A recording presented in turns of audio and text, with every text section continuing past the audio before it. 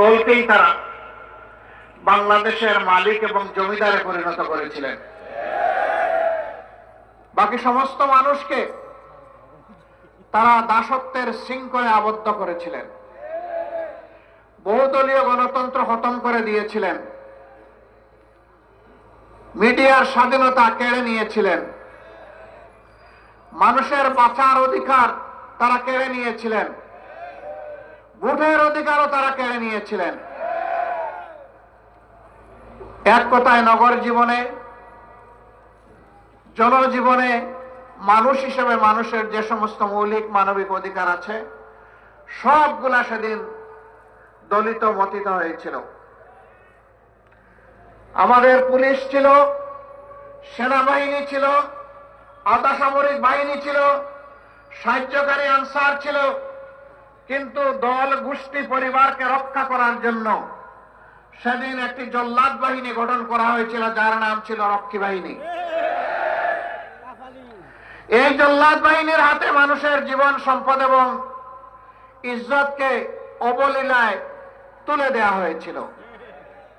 যখন যাকে ইচ্ছা তাকে খুন করা হয়েছে, এ মানুষগুলার সামান্যতম বিচার পাওয়ার কোনো অধিকার সেদিন ছিল না। মা বোনদের ইজ্জত লুণ্ঠন করা হয়েছে।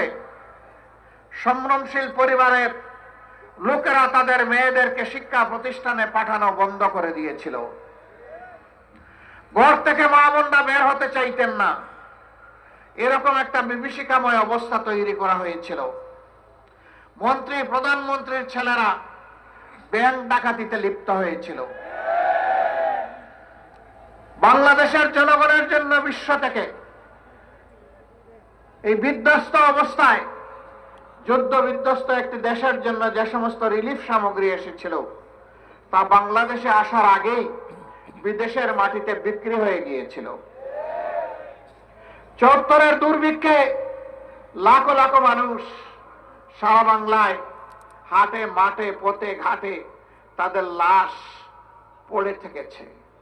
এই লাশ দাফন করার মতো কোনো ব্যবস্থা সেদিন ভালোভাবে ছিল না।